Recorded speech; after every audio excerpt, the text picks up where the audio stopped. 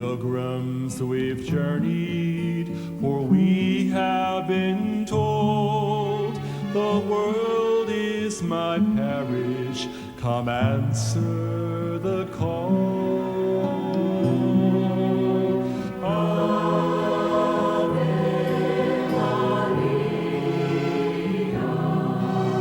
gratia plena,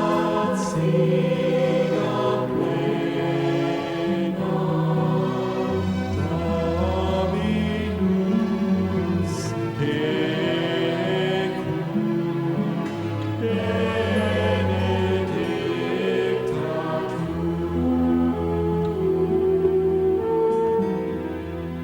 It was over in only a moment, the collapse of the government of the Union of the Soviet Socialist Republic.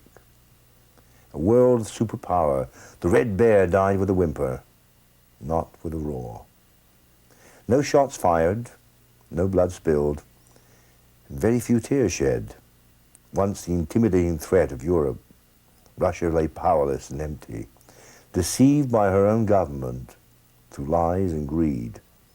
The Iron Curtain had been lifted, and all that was behind was a bunch of empty promises. What remained behind in the wake of the deception was a population racked by poverty and a hopeless sense of betrayal. Food became scarce and the economy dropped amid the confusion in the ranks of the leadership. Everything the Russian people had known for generations was now in question. The almighty state, proclaimed by Lenin, had been a lie all along. So who could tell them the truth, the real truth? October 1917, 3 children in a pasture in Fatima, Portugal, see an apparition of a woman who claims to be the Virgin Mary. The children begin to relay messages about future events. The First World War would soon end, the Second World War, which had not yet occurred. The children are widely ridiculed, but then the woman tells the children about Russia, or the Red Dragon as she calls the nation. At the time, the Soviet Union was an undeveloped country recovering from a recent revolution and struggling with a new government philosophy called communism. Under Lenin's direction, the government teaches the people there is no God, that all needs of the population are met by the state. Religion is to be abolished and ridiculed, and might makes right in the ranks of the government.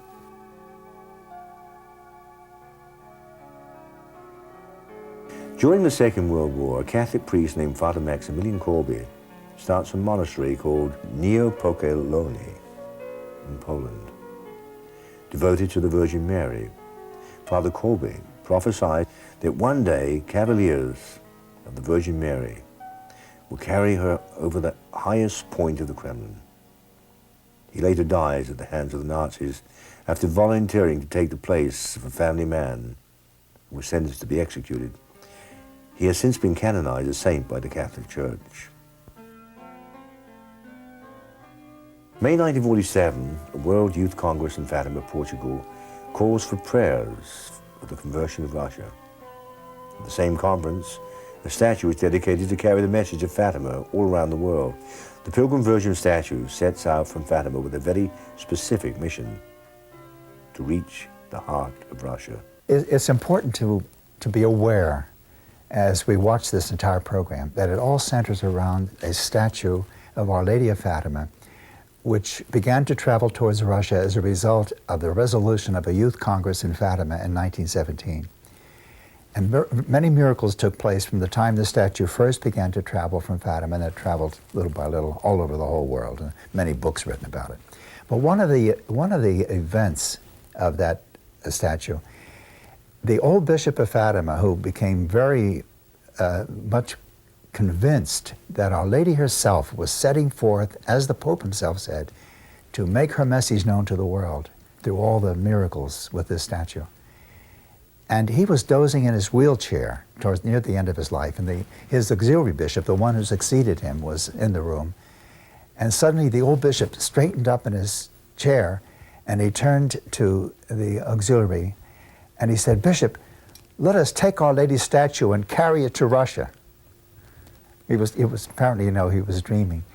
And the young bishop, Bishop Venancio, who succeeded him, said he suddenly smiled to himself because he had a mental picture of the old bishop holding the statue on the wheelchair and him, the new young bishop, pushing the wheelchair across Europe to get to Russia.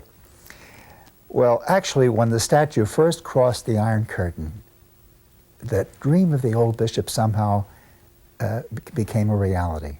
She was blessed in the Covadonga in Fatima by the Bishop of Fatima to travel around the world spreading the Fatima message. And the occasion of this commissioning was a youth congress held in Fatima, and it was resolved at the youth congress that Our Lady would be taken as close to Russia as she possibly could. As the Fatima statue made its way around the world, the message of prayer for the conversion of Russia followed in its wake. Slowly, small groups began to pray for the conversion of Russia and an end to religious persecution.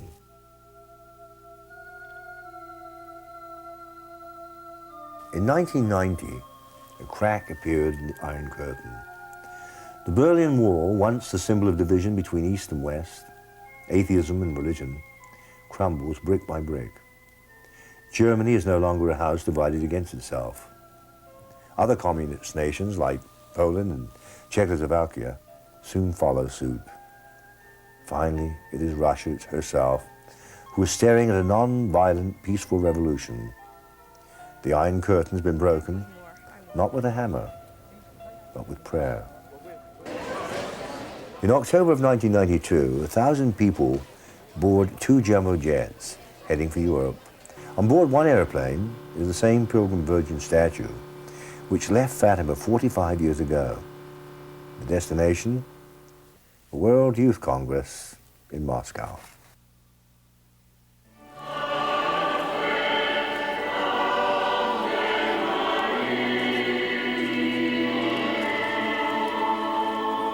This is Fatima, Portugal, on October the 13th, 1992. Exactly 75 years today when a miracle happened in the sky in front of 70,000 witnesses. On that day, in 1917, witnesses said they saw the sun appear to come crashing out of the sky towards the ground, despite relentless rain. There was fear and panic in the crowd. Many thought the world was coming to an end right in front of their very eyes. But then the sun retreated and returned to its original place in the sky. Witnesses suddenly realized the rain had stopped, the ground was dry, and so were they. Many returned to their religions immediately.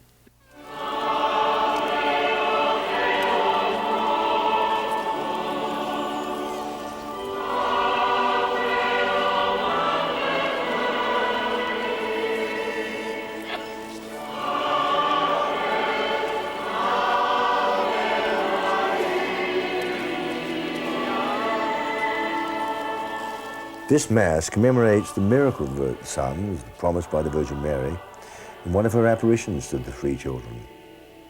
It is also the 45th anniversary of the Pilgrim Virgin statue's departure from Fatima on a mission to Russia.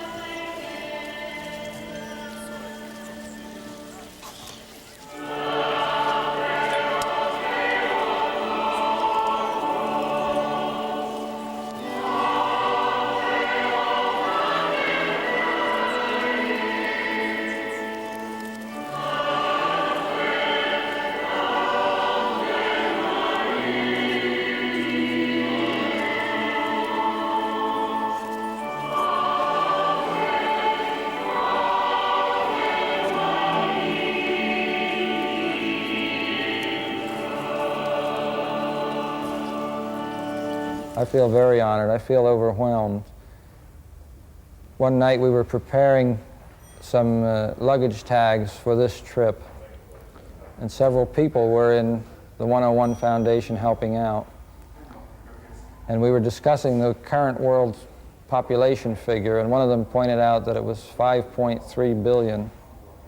And the thought struck me, overwhelming, that out of 5.3 billion people on this planet, I was the one selected to carry this statue. Especially to Russia. Especially to Russia, her first trip to Russia. Unexplainable events begin to occur around the pilgrims to Russia. As the bell strikes, the exact time of the miracle of the sun 75 years ago, white doves are released. One lands on an icon of Jesus Christ and won't leave. What astounded me, not so much that the dove landed, but that it stayed there. We changed partners, and it continued to stay there. And that's when I think I've realized that there was something more than just a bird lighting on a picture or on a portrait or a painting. And I don't know that I was overwhelmed, but I was deeply impressed. A doctor traveling with the group develops terrible pain due to kidney stones. After prayer on the bus, the doctor is taken to a local hospital where x-rays are taken. No kidney stones are found. The most enjoyable, miraculous moment when I had my x-rays, and both of us, myself and the doctor, whose name is Dr. Laurent, French physician, he's a neurologist. He has nothing to do with urology, but he's still a medical doctor, and both of us looked on the x-rays, and there was no stone. Before leaving Portugal, an irate bus driver waves an angry right arm. The pilgrim statue were not permitted to board the bus. He has a stroke an hour later, paralyzed in the same right arm, and now unable to speak. He may even die.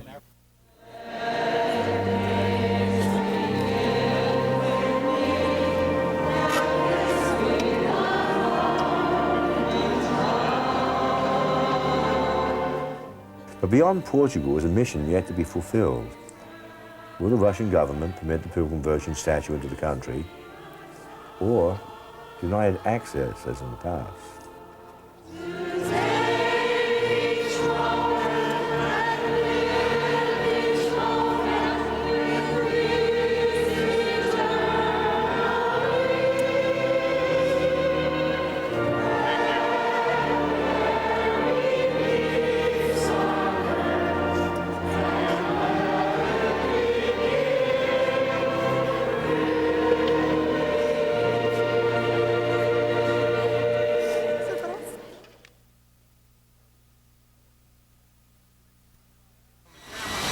We're about to break history right now. We are bringing down the statue of the Traveling Virgin as it touches Russia for the first time, followed by bishops, priests, and then the laity will come off the forward step.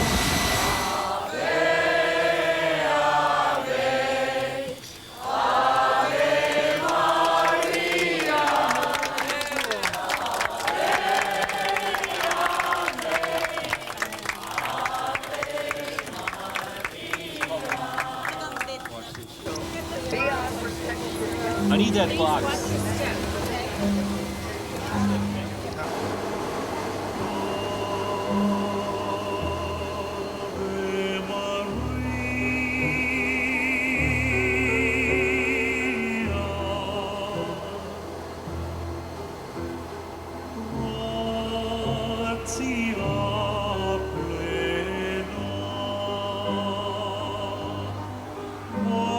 Maria,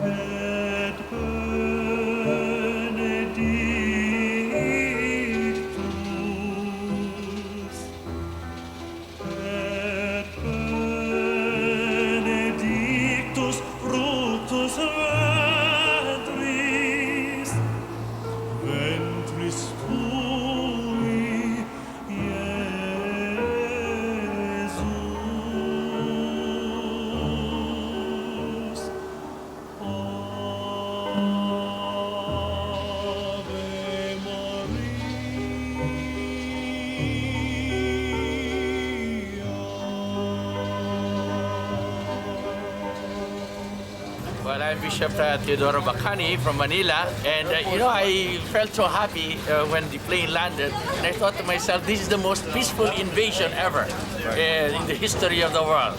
And it's not an army bringing any arms of violence, but an army of Mary coming so that Mary's Immaculate Heart may truly reign in Russia also.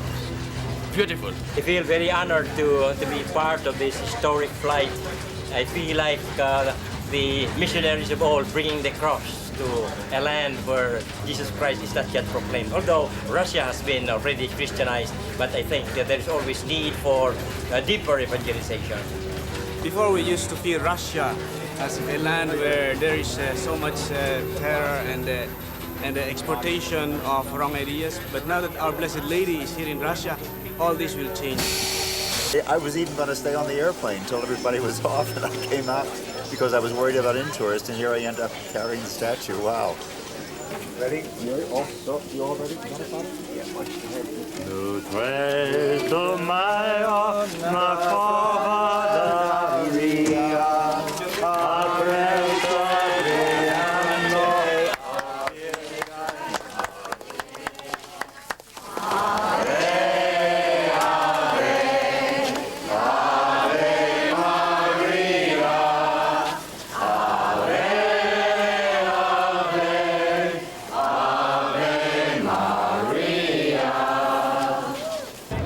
Again back in Moscow.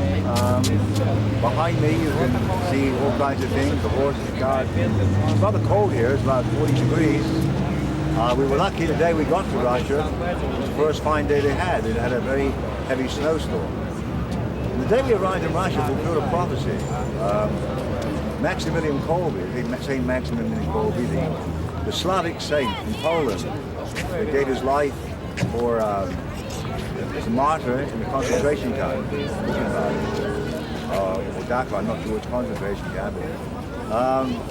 Remember the story was that they were taking hostages to kill, and one of them was a married man.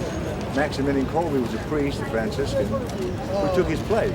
And on the 16th of October, before he died, he made a prophecy that one day Mary would fly high over the Kremlin. And yesterday was the 16th of October. And if we were flying over the Kremlin, we were carrying the image of the traveling Virgin, Fatima. So that prophecy was fulfilled. But also, yesterday, the 16th of October, was the anniversary of the election of John Paul II, also a Slavic Pope. And of course, he's also a Marian Pope. And another coincidence also that fit in was the fact that yesterday's feast was the feast of St. Margaret Mary Alacoque, from whom we received the devotion of the Sacred Heart. And this whole flight is dedicated to the two hearts, the heart of Jesus and the heart of Mary. So it was a beautiful sign yesterday of the fulfillment of a prophecy. We were part of history. We actually fulfilled the prophecy of Maximilian Kolbe by bringing the Blessed Mother over the Kremlin. We flew over. Hail Mary, full of grace, the Lord is with thee. Blessed art thou among women, and blessed is the fruit of thy womb, Jesus. But this is the moment that has taken 75 years, and the prayers of millions of faithful followers to accomplish Catholic pilgrims in Red Square, with the crucifix and icons reciting the rosary in front of Lenin's tomb. Under the watchful eye of Russian guards, they are closely monitored and directed during pouring rain. Finally, the gates are removed, and the entire group marches right down the middle of the Red Square.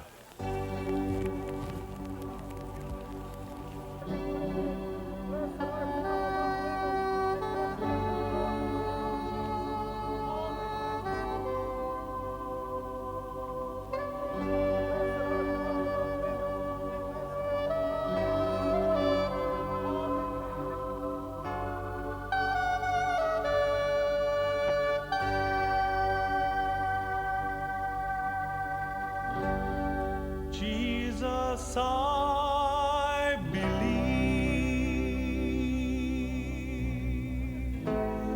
Jesus, I believe.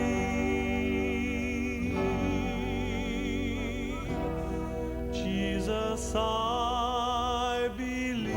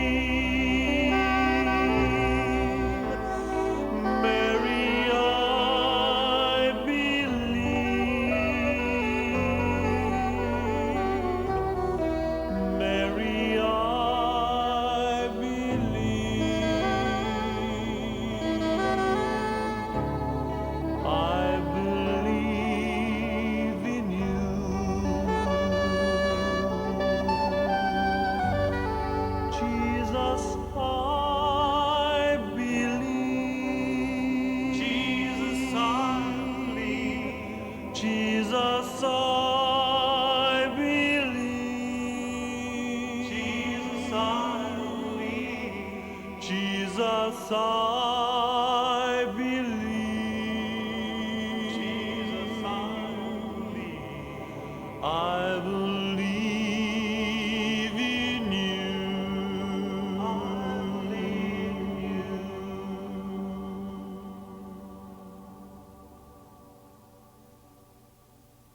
We didn't find one hostile person here.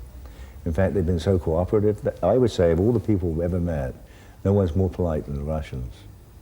And they're more open to religion. I don't know any country in the world, even Portugal, where you could have gone out and they handed rosaries out, would probably everybody have them. And they'd be that excited about kissing a cross and receiving a rosary. And this is supposed to be atheistic Russia? I think we've been lied to. Tremendous excitement. Tremendous excitement, because it seemed like the impossible was happening. You know, we couldn't have planned this. We couldn't have orchestrated the things that are happening. But the Pilgrim Virgin statue, the focus of this entire trip, never made it to Red Square that day. Her time was yet to come.